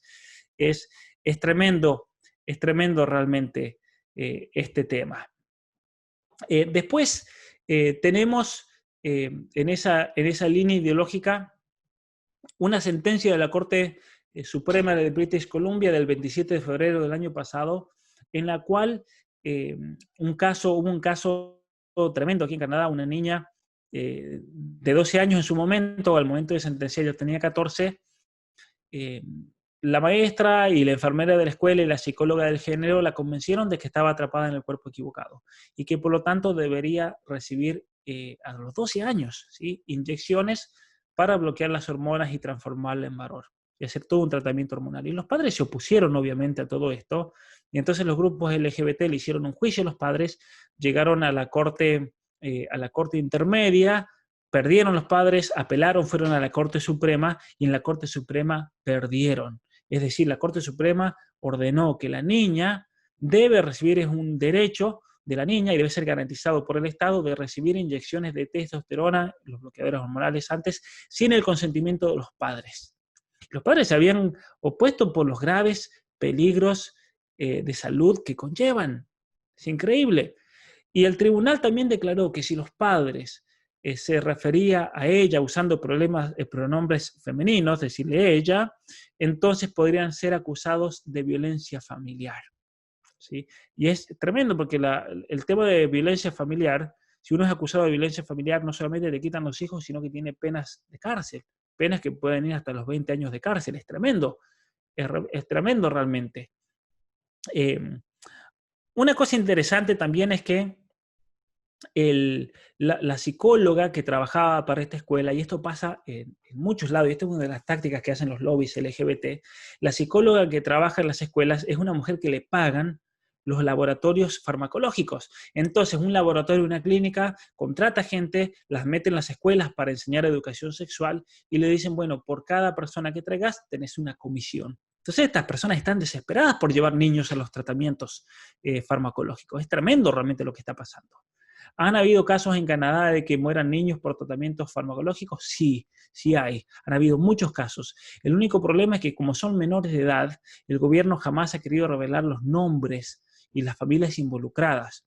Pero sí sabemos que hay niños que han muerto, porque de hecho el año pasado ganamos una batalla legal enorme. Un médico aquí afuera de la ciudad de Toronto, a unas 2 horas, 1 hora de Toronto, estaba dando medicamento indiscriminadamente farmacológico a niños. Los padres venían con un niño que decía que estaba confundido, entonces él tenía anuncios que trataba la disforia de género y en la primera visita los comenzaba a hormonizar. Y a este médico se le murieron 2 niños, un comité de médicos muy bueno lo denuncia, lo lleva a un tribunal interno dentro del Colegio de Médicos de Ontario, lo encuentran culpable y le comienzan a hacer un juicio penal. Y este hombre ha sido condenado a 5 años de prisión por haber matado 2 niños. Le han quitado la licencia médica, le han quitado la licencia médica a su esposa y creo que la esposa le han dado 2 años solamente de prisión, no recuerdo bien eso, pero es tremendo realmente, es tremendo cómo esto se manifiesta a ese nivel. Ahora, para la ideología de género y el lobby LGBT, aquí viene una de las preguntas, hay 2 enemigos principales. El primer enemigo, ya lo mencioné, que es la ciencia, la biología, la genética, la embriología, la genética molecular, la neurobiología, porque supuestamente, según ellos, es un invento heteropatriarcal. Las categorías de pensamiento son categorías inventadas por el hombre, Aristóteles, Platón, todos los grandes pensadores para oprimir a la mujer.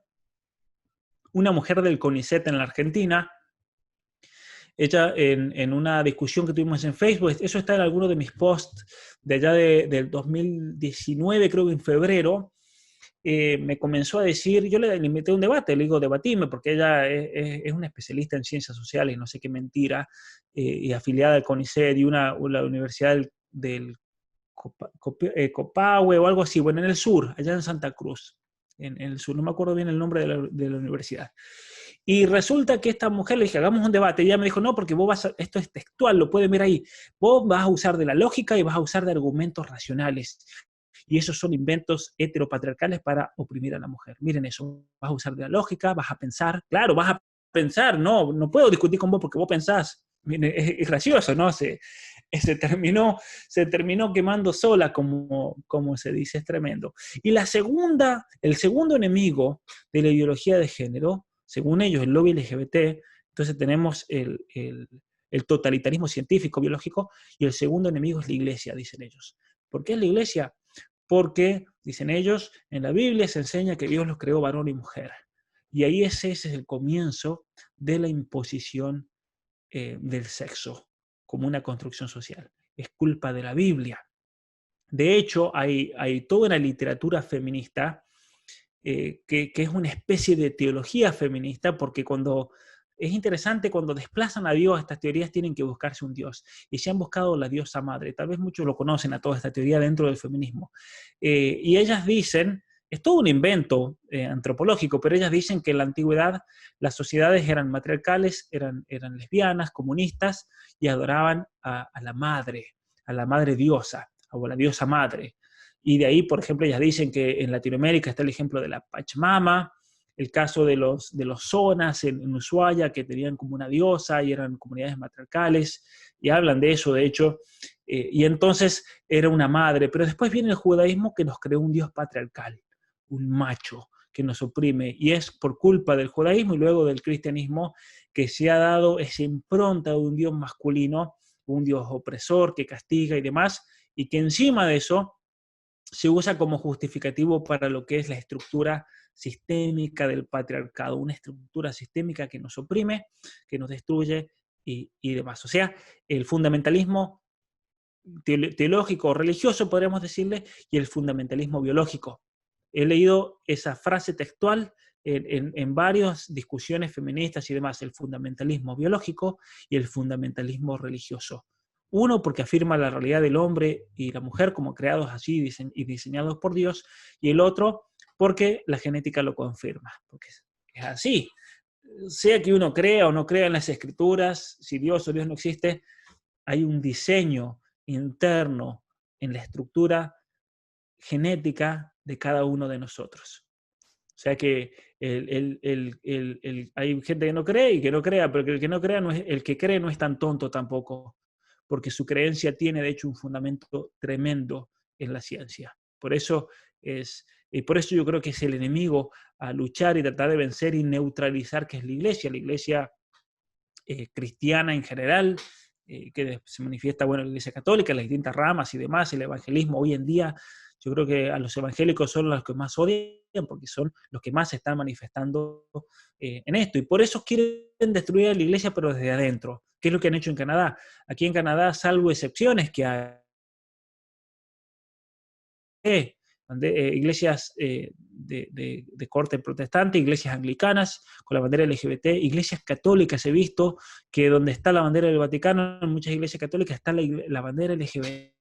En Ottawa, en la Universidad de Ottawa, la capilla de San José, que está en medio de la universidad, tenía la bandera LGBT colgada afuera. Yo jamás fui a esa iglesia porque dije, ahí lavado de cabeza tremendo, tremendo, si ya tienen la bandera LGBT afuera, eso ya dice bastante, ¿no? Así que muy bien. Eso por un lado. Rápido, de modo tácticas, ya para que no se haga tan largo. Hay un documento que lo pueden ver en mi página web, que son las tácticas del lobby LGBT y que obviamente se aplican también para el movimiento abortista.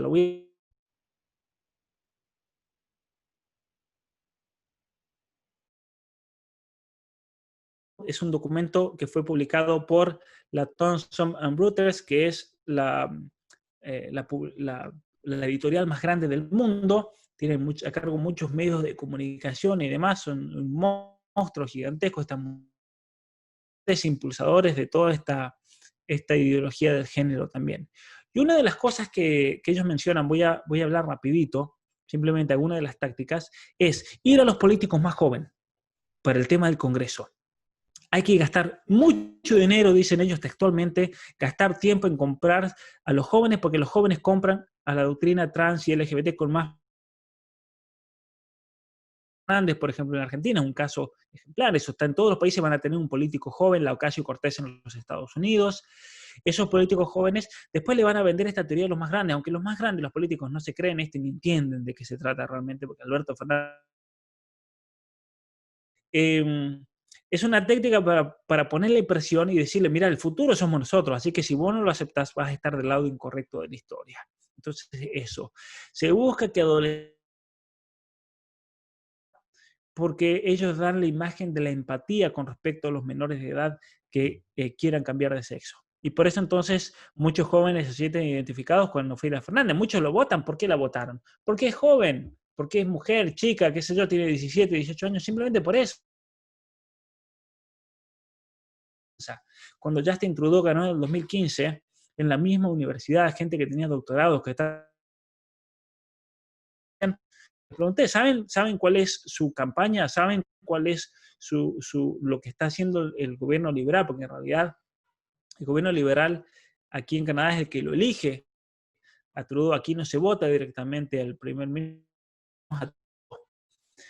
Y les pregunté, ¿sabían por qué todo lo que promete, toda la agenda ideológica que tiene? No tenían ni idea. ¿Y por qué lo votaron? Porque es lindo. O sea, la gente no piensa, lamentablemente, al momento de votar. Al momento de votar. Así que muy bien. Eso en primer lugar. Por lugar, se busca evitar meter la ciencia y la medicina, que sea un debate político, derechos humanos, que es la inclusión, la diversidad, que cómo trans aquí a trabajar y demás, pero jamás meter la ciencia y la medicina. ¿Por qué? Y lo dice el documento, en cuanto metemos la ciencia y la medicina, ahí sonamos. Se va a pasar al mundo de los psiquiatras, de los endocrinólogos, de los pediatras, de los urólogos, y esos no quieren. Entonces, es un y tienen que reconocer legalmente esta decisión personal. Y además, no se debe decir nunca nada de la cirugía, de los tratamientos farmacológicos, de las graves consecuencias, jamás mencionar nada de eso. No hay que meter la medicina. Por eso, un caso ejemplar a mí me pareció ante el Congreso de la Nación y comenzó a explicar cómo se hacía un aborto con el instrumental, la frenaron, porque no se puede hablar de medicina en las tácticas LGBT y de aborto. Ahí se entiende muy bien por qué esta táctica entonces manual. En tercer lugar, usar casos reales de personas, pero bien seleccionadas. Tener una Ángela Ponce, por ejemplo, la Miss España, buscar a Caitlyn Jenner, por ejemplo, que le hicieron hasta un reality show de la familia Kardashian en los Estados Unidos. Tenemos que tener un Flor de la Vega en la Argentina. Es decir, una persona concreta con simpatía, que pueda salir en la prensa, que cuida políticos, que los convenza, que sea mediática y listo. Pero solamente ellos, ¿sí? Solamente ellos. ¿Por qué? Porque la mayoría de los trans son feos, la mayoría no les gusta hablar, la mayoría no quieren salir en las cámaras, la razón que sea.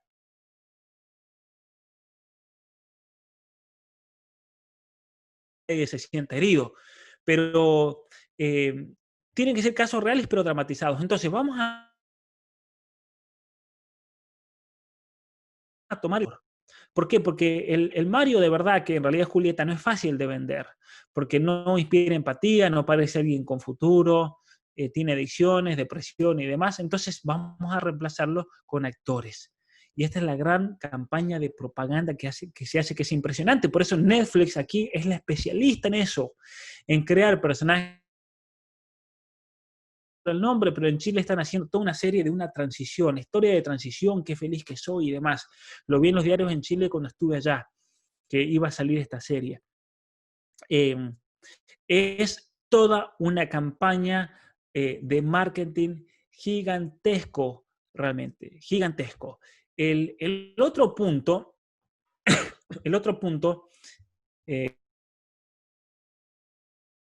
proponer legislación antes que lo haga el gobierno o la prensa, antes que venga un político. ¿Por qué? Porque el político va a tener miedo, no va a ir con todo, el político no va a saber cómo manejarse, entonces nosotros tenemos que ir con el paquete. Vayamos a Victoria Donda, por ejemplo, y le vamos a dar un proyecto listo, con todo, y ella que vaya y lo presente, pero lo hacemos nosotros. ¿Y por qué lo hacemos nosotros?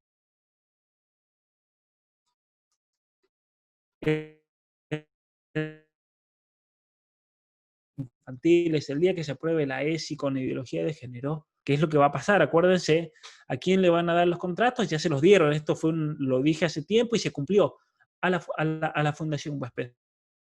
En el proyecto, entonces tiene sentido que sean ellos los que lo lleven a cabo. Eso es tremendo realmente esto. Y entonces esa es la táctica. Hagamos nosotros el paquete de tal manera que cuando se gane,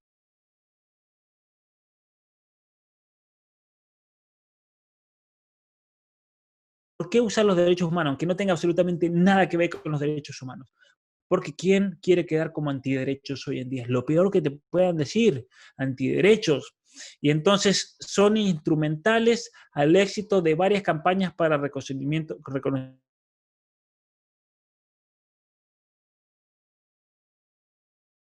La palabra derechos humanos ha servido para imponer la agenda más progresista.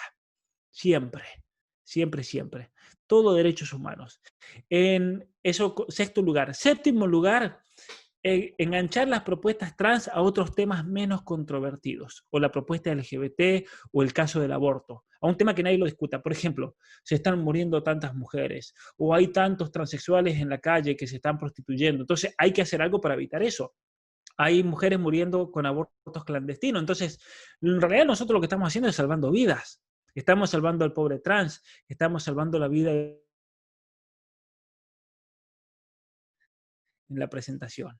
porque eso apunta a cortarte neurológicamente la capacidad de razonar. Ayer el doctor Cecine, que está en mi canal de YouTube sobre los peligros de los tratamientos hormonales y las operaciones de reasignación de sexo, increíble, nombró un estudio en el cual los transexuales, por ejemplo, que lograban salir de la calle, que trabajaban, que tenían una peluquería, que trabajaban, sin embargo volvían a la prostitución, aunque no tenían una casa, trabajo o dinero. ¿Y por qué volvían a la prostitución? Porque necesitaban el afecto masculino. Es decir, una cuestión de base filosófica, psicológica y afectiva. Algo de base realmente. Y es interesante eso. Es interesante que hay algo más profundo aquí en lo que lleva a una persona a esa situación. En octavo lugar, evitar la prensa si no está con nosotros. ¿Sí? Mejor ir directamente a los políticos. Que no, hay que tratar de evitar la prensa porque a veces como los periodistas no entienden nada, entonces a veces van a hacer una pregunta incómoda, fuera de lugar, y claro, los va a dejar descolonizados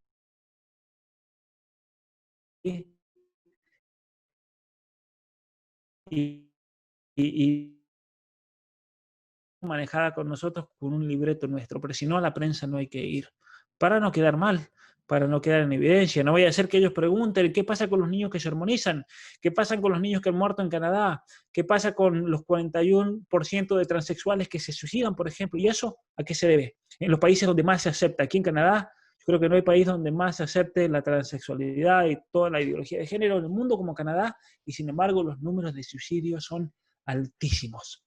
Son altísimos. Es decir, que no funciona el verso de la aceptación y la inclusión porque los transexuales en Canadá se siguen drogando, siguen cayendo en la depresión, en la ansiedad, se siguen suicidando. Es tremendo realmente. Y aprovechar los momentos claves es otra de las tácticas número 9. Por ejemplo, cuando hay elecciones, cuando hay un cambio político, cuando el público está tocado por algo, por una serie, por algo que pasa, mataron a un transexual, mataron a una chica, y entonces hay que meterlo de femicidio, porque claro, ¿quién te va a negar que es trágico que hayan matado a tal chica? Y entonces es ahí donde hay que meter una ley Micaela, por ejemplo, en Argentina. Porque ¿quién te va a negar la atrocidad de un crimen de una tal Micaela, por ejemplo? Eso está en las tácticas. La táctica número 10, y voy a decir 11 tácticas en total, la número 10 es trabajar en conjunto, ¿sí? Con asociaciones LGBT locales, con grupos de derechos humanos, con grupos de derechos internacionales, con Amnesty International, trabajar con Human Rights Watch, trabajar con todos los grupos y la estructura internacional, porque así eso le va a dar más peso a una propuesta. De tal manera que el debate público o político que haya, lleguen estos expertos que tienen ya mucha experiencia porque han sido entrenados especialmente para eso. Entonces, si hay un debate sobre el aborto, tenemos que tener a Amnesty International, tenemos que tener a Planned Parenthood, porque ellos ya tienen la experiencia de haber luchado en este campo en muchos otros países. Y lo mismo tenemos que hacer entonces con todas estas cuestiones LGBT y de género. Y número 11 y última, y esto es interesante, cuando llega el momento de poner una ley hay que ir con todo, pero con todo, absolutamente con todo, con las cosas más aberrantes que se pueda. ¿Por qué? Porque siempre en un proyecto de ley se terminan depurando cosas y hay que dar concesiones. Entonces, mientras más flojito vayamos, vamos a salir más flojos al final. Entonces hay que ir con absolutamente todo y metamos lo que podamos. Esto explica por qué, por ejemplo, el año pasado, en el debate del aborto, metieron nuevamente en marzo del año pasado un nuevo proyecto que era terrible, que incluso garantizaba el aborto como derecho, que no tenía que tener en cuenta la nacionalidad, ni la residencia, ni la situación de paso de la persona, es decir, Argentina se iba a convertir en un lugar de turismo abortero. Era realmente aberrante, sin permiso de los padres, ni consentimiento, a partir de los 13 años, o sea, era terrible realmente, pero lo hacen a propósito. Muchos decían, pero ¿para qué van a poner algo que es impasable?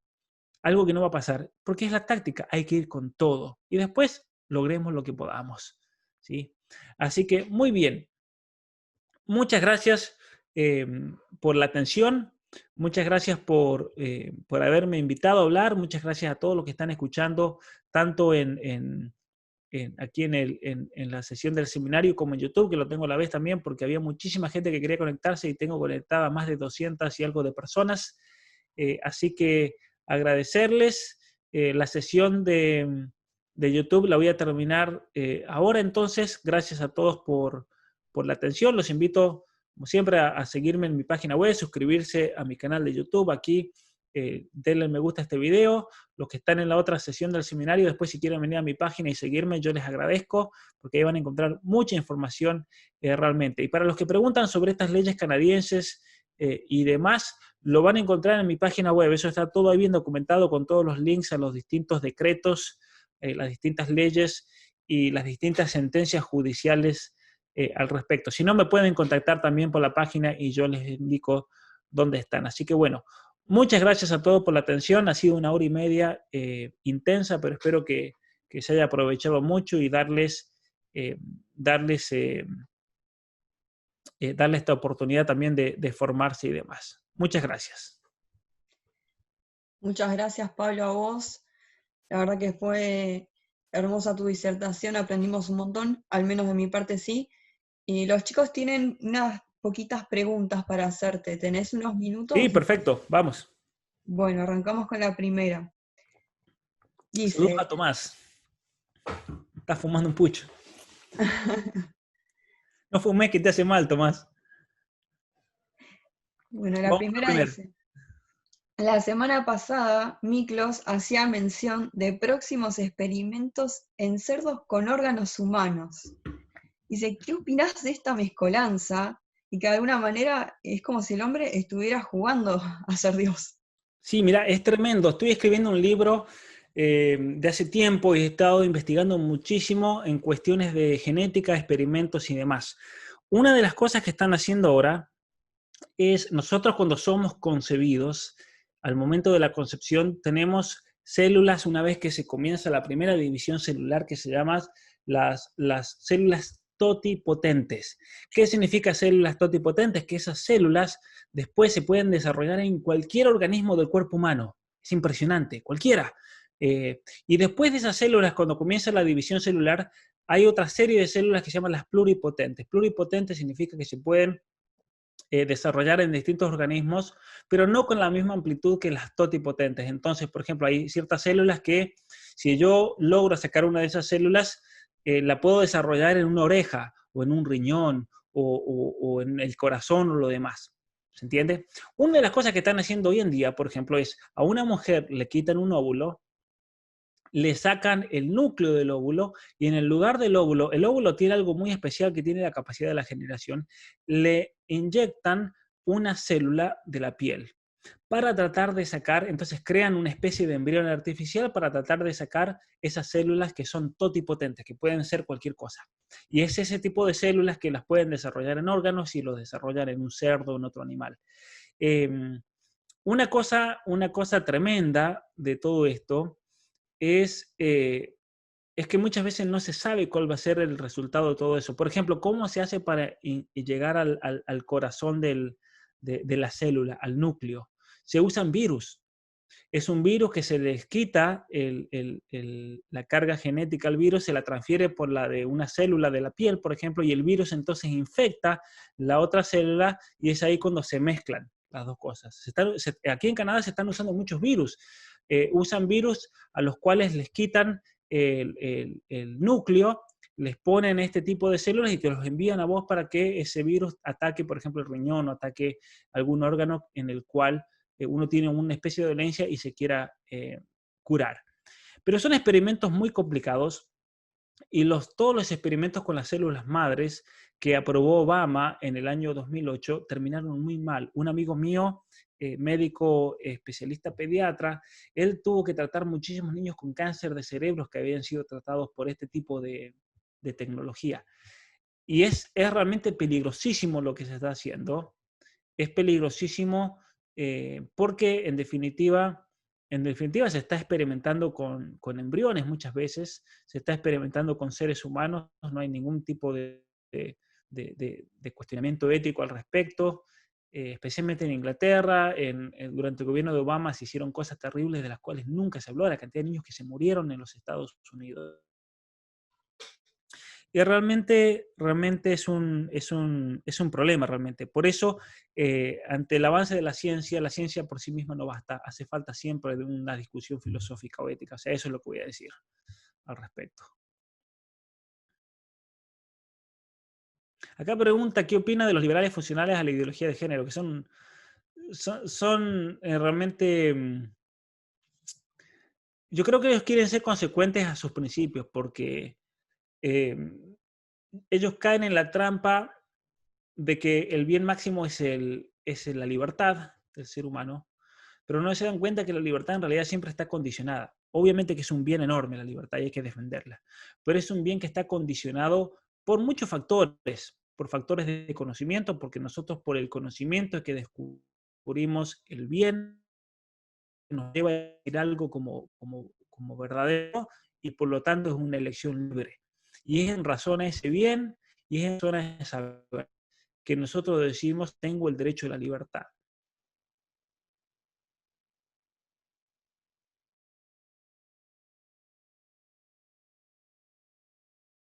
Es cuando tenés liberales estúpidos que, por ejemplo, te van a justificar cualquier cosa porque mientras la persona lo elige es un derecho y no es así.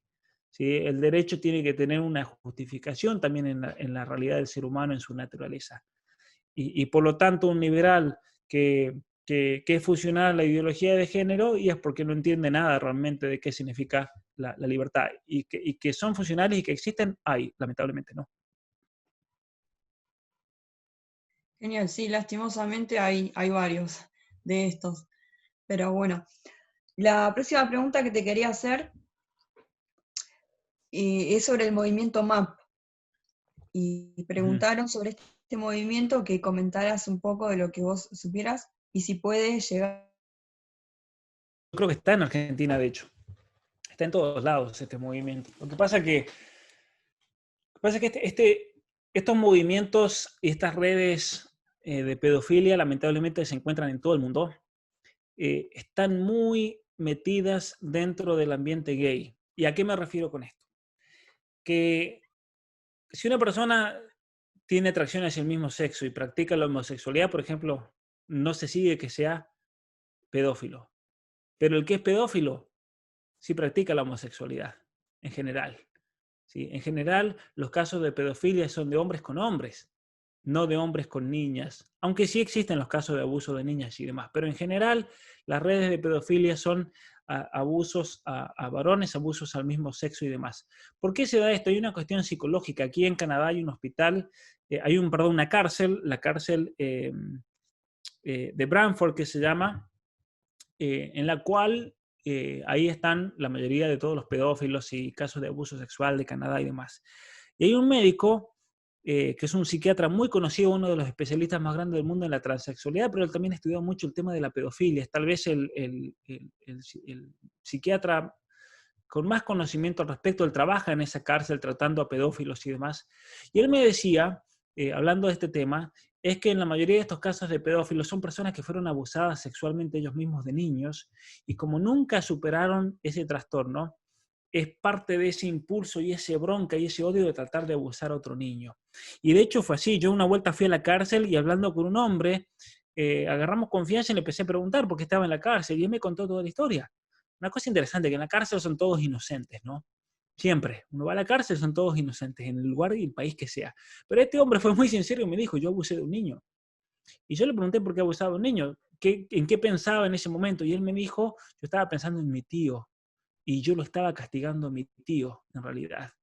Al tío que lo había abusado a él. Entonces hay un problema psiquiátrico y hay un problema psicológico muy grande. Obviamente eh, que a mí hay dos tipos de personas en todo este sentido. La persona que tiene graves problemas emocionales y demás, y está la persona que es ideólogo y hace de esto una campaña y una defensa y una justificación y lo promueve. Y es realmente terrible.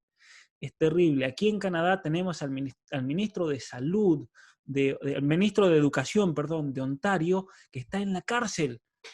Está en la cárcel. Está en la cárcel porque él abusó de sus hijas y cuando sus hijas después se casaron y tuvieron hijos, les dijo, ahora me tienen que entregar a sus hijos. Y las mujeres con buen sentido lo denunciaron al papá, el hombre le han dado, lo pueden ver eso en internet, el ministro de Salud fue el que diseñó el programa de educación sexual de aquí de Ontario, que es el que se usa en la Argentina. Ese tipo, cuando la policía le incauta las computadoras, le encuentran en el chat, entra a una red de pedofilia, y este hombre le decía, por la educación sexual que vamos a reformar aquí en Ontario, esto fue en el año 2011, los niños van a estar más fáciles que nunca. ¿Sí? O sea, los pedófilos actúan siempre, están en todos lados, están en Argentina, están en Chile, están en Holanda, en Canadá hay muchos, en Estados Unidos, en Italia, en España, y se manejan con muchos códigos muy secretos generalmente, no se muestran tan fácilmente ni demás, pero yo creo que se están envalentonando porque de a poco se está aceptando la idea de la orientación sexual y demás, y se está aceptando dentro de la cultura que el tener atracción por un niño no está mal violarlos sin su consentimiento, pero estar atraídos por un niño no está mal. NAMBLA, que es una asociación pedófila de los Estados Unidos, de hecho fue aceptada por el grupo LGBT homosexual de Estados Unidos como un miembro, ¿sí? Dentro del lobby LGBT, muchos homosexuales han dicho que hay un rito de iniciación a la homosexualidad por parte de adultos con respecto a niños. Eso en gran cantidad de homosexuales. De hecho, hay lugares que se dice que hasta el 80% fueron iniciados sexualmente de niños, y eso los llevó a la homosexualidad. Entonces, hay una relación entre la pedofilia o la pederastia y la homosexualidad totalmente. Es terrible realmente. Por eso con todos estos lobbies LGBT hay que tener mucho cuidado, porque está lleno de pedófilos ahí adentro, ¿no? Está lleno realmente. La verdad. Y recién preguntaban en anexo a lo que estabas hablando, si crees que una persona así pedófila, como el caso que contaste, se pueda recuperar. Es difícil. Yo creo que sí, pero todo va a depender de esa persona, de que esa persona haga un esfuerzo muy grande de contención, que esa persona trate de resolver todos los problemas psicológicos, emocionales que lo llevaron a eso en primer lugar, y solamente de esa manera, pero yo diría que es como el alcohólico.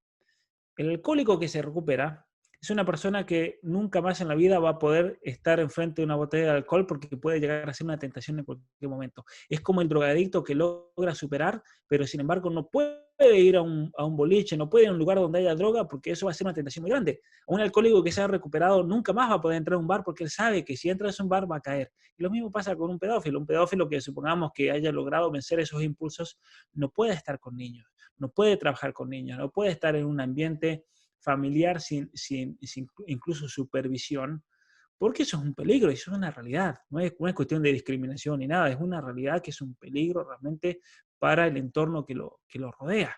Yo jamás, por ejemplo, si yo sé que alguien es un pedófilo, jamás le dejaría que se acerque a un hijo, por ejemplo. En los Estados Unidos tenés una cosa muy buena, que en Argentina sería homofóbico hacerlo, pero en Estados Unidos tenés un mapa donde viven todos los pedófilos, todos los que han sido acusados, que han salido de la cárcel. Entonces vos sabés si en el barrio donde vos vivís tenés un pedófilo, y todo el mundo lo sabe. Y yo creo que sí, es un estigma muy grande, diría Victoria Donda, ¿cómo se va a hacer eso? Pero yo creo que es un estigma necesario por el bien común, ¿no?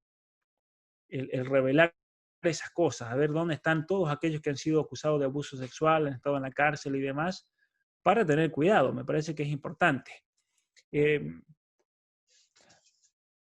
Acá hay una pregunta, ¿la puedo leer? Si los casos de homosexualidad pueden estar asociados a un trastorno psicológico.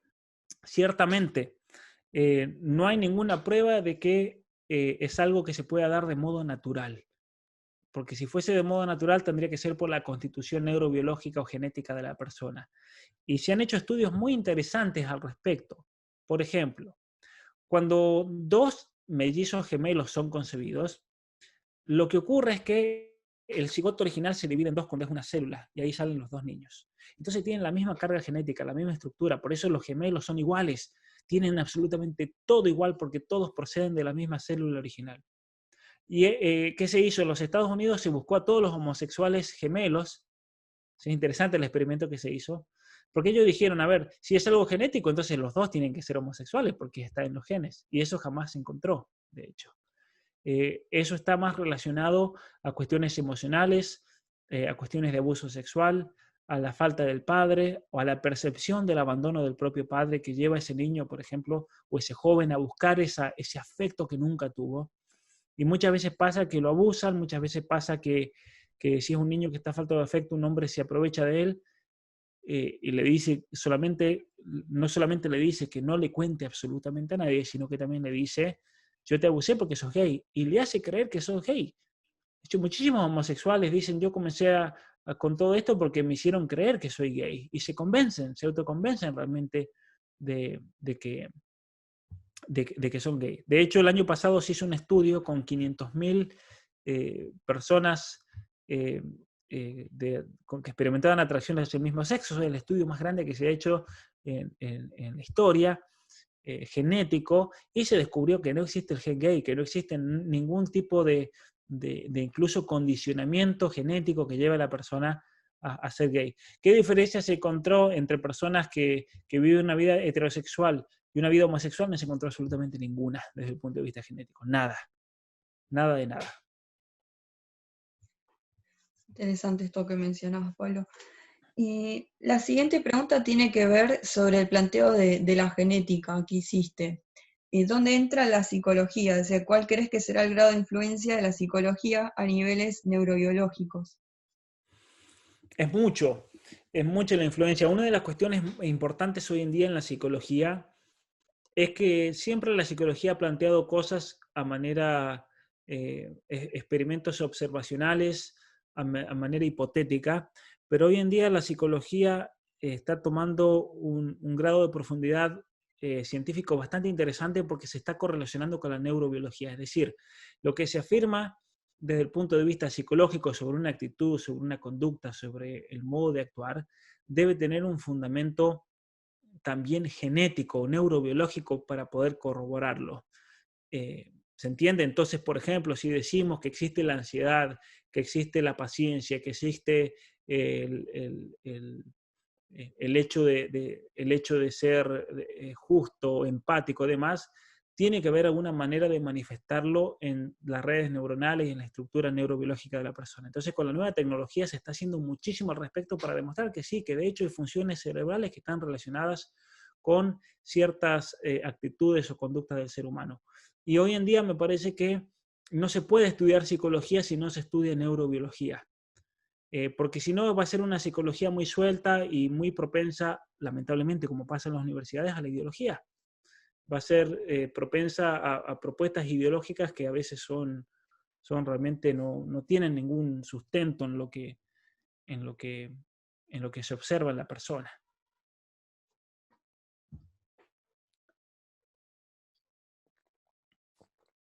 Volviendo a lo que estabas hablando recién, acaban de hacer una pregunta. Dice, ¿qué pensás de los que asocian el comportamiento homosexual con el que se practica en el reino animal? Porque muchos ponen esos argumentos. Sí, en realidad con los que comparan, por ejemplo, a los pingüinos y dicen hay pingüinos que son homosexuales, en realidad lo que están haciendo es rebajarse a la categoría de pingüino. Porque en los animales, cuando hay comportamiento, por así decir, homosexual, comportamiento con el mismo sexo, muchas veces por una cuestión de inseguridad, es una cuestión de no encontrar pareja, porque en el reino animal es muy brutal. En el reino animal tenés jerarquías naturales que se manifiestan por incluso el nivel el nivel de dopamina, eh, el nivel de agresividad que tiene un ser. Y entonces la hembra, el macho tiene que hacer un show para poder conquistar una hembra. El macho tiene que pelear, el macho tiene por ejemplo, antes de ayer estaba viendo un documental sobre un pescado muy interesante que tiene que coleccionar caracoles. Y este pescado va por todo el mar buscando caracoles que tiene una montaña. Y después vienen las hembras y al macho que tiene más caracoles, con eso se van para que los aparee. ¿Y por qué es eso? Porque en realidad después las hembras, para proteger sus óvulos, ellas largan los óvulos dentro de los caracoles y después viene el macho y los fecunda. Entonces, hay una cuestión interesante, el macho más fuerte, el macho más agresivo es el que va a poder juntar más caracoles. ¿Sí? Y entonces eso hace que ya dentro de la escala jerárquica de todas las especies haya machos que queden fuera del sistema. Y esos machos que quedan fuera del sistema son los que muchas veces terminan apareándose entre ellos porque no encuentran a nadie y es una cuestión de satisfacción, nada más. Termina apareándose. Entonces, el comparar al ser humano con un animal no tiene ni sentido. De hecho, con una discusión que tuve con un activista LGBT, le dije, entonces, si fuese así, significa que los homosexuales son los perdedores, son aquellos que no tienen carácter suficiente para conquistar a una mujer y no les queda otra. Es decir, se están mostrando ustedes como débiles y nada más. Y él me dijo, no, pero lo que pasa es que en el reino animal, por ejemplo, los carneros, para conquistar una hembra, tienen que pelear casi a muerte, pelean. Entonces los carneros homosexuales simplemente se quedan ahí tranquilos y no tienen que entablar ese debate físico, esa batalla física. Y entonces esos carneros la pasan mejor. Y cuando la manada, el grupo está en peligro, son esos carneros homosexuales los que están fuertes y nos defienden. Y yo le dije, bueno, está bien, entonces, si mientras los LGBT sean los que nos defienden en una guerra, ningún problema, vayan todos, ¿no? Vayan todos ustedes, pero no tiene sentido el planteo. Porque yo le decía a él, si aplicase eso a los seres humanos, entonces, en palabras así simples y sencillas, son unos cagones, entonces. Y eso es lo que los lleva a esa actitud de homosexualidad, lo cual tampoco no tiene sentido, ¿no? Esa explicación que quieren buscarle por comparación al reino animal no tiene sentido. La única especie de comparación que se podría hacer es que los animales muchas veces lo hacen para satisfacerse, porque no encuentran pareja, entonces en el homosexual pasa, y eso pasa, sí es verdad, que muchos van con un hombre porque están desesperados y no encuentran mujer, porque no son para nada deseables y terminan cayendo en la homosexualidad. De hecho, muchos hombres son tan afeminados que son despreciables para la mujer, y es un hecho eso. La mujer desprecia a un hombre afeminado. Buenísima esa respuesta. Ya quedan poquitas preguntas y vamos cerrando. Dice, sabemos que la masculinidad tóxica, no entre comillas, es un término político, pero cuando esa influencia genética que plantea se pervierte en machismo. Bueno, mira, con respecto a la masculinidad tóxica, todos nosotros tenemos en nuestras redes neuronales, eh, tenemos algo que se llama, en la mayoría de las especies, la serotonina. Esta es una hormona, es un químico que libera el cerebro para poder ordenar la vida. Por ejemplo, cuando nosotros nos levantamos a la mañana y nos proponemos hacer algo, hacer la cama, ¿qué voy a hacer hoy? Hoy tengo la charla a la tarde. Estamos liberando serotonina. Eso es un químico que, por ejemplo, pelea contra la depresión, previene la depresión. Cuando una persona está deprimida, es porque no tiene serotonina. Entonces, cuando una persona hay que curarla de la depresión, hay que ponerle orden en la vida, hay que hacerle un horario y demás. Esto se observa en prácticamente todas las especies, se observa en los langostinos.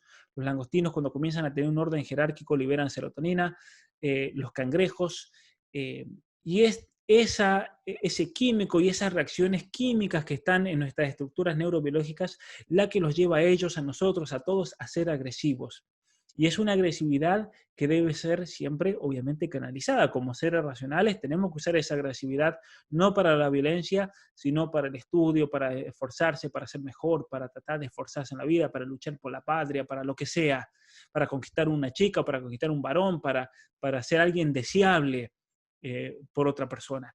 Entonces, el problema del feminismo es que niega una realidad neurobiológica de ambos sexos, porque tanto el hombre como la mujer son muy agresivos. Lo que pasa es que son agresivos de manera distinta.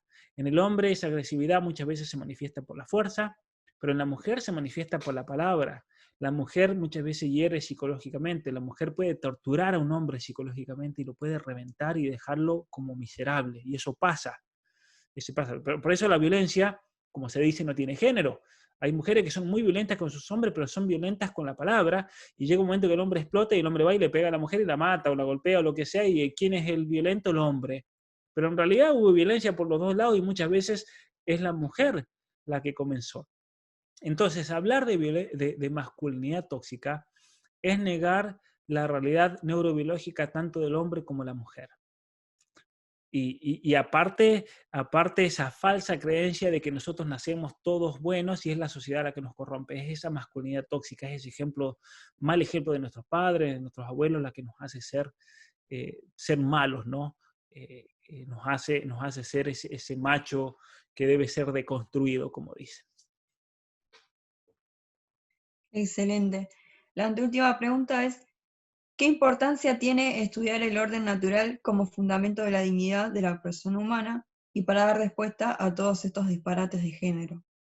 Es clave estudiar el orden natural porque de fondo de toda la estructura neurobiológica, psicológica, genética de la persona, hay una realidad más profunda que es la realidad metafísica que se llama la filosofía. Y eso es lo que se llama el orden natural de las cosas. Hay un orden y hay una relación de principios y causas en el universo completo eh, que hay que saber entenderlas. Pero es una explicación muy profunda que muchas veces no te van a servir en el debate al momento de hablar y atacar, pero sí te van a servir de sustrato para todos tus conocimientos. Yo creo que es clave entender toda la doctrina del orden natural, es claro entender toda la doctrina filosófica del ser humano, la relación, por ejemplo, de los derechos humanos con la estructura del hombre como tal, de dónde surgen los derechos, porque hay que fundamentarlos filosóficamente, y a partir de ahí comenzar a construir, una vez que tienen una buena base filosófica, comenzar a construir ya con la psicología, con datos de la genética, de la ciencia, de la neurobiología.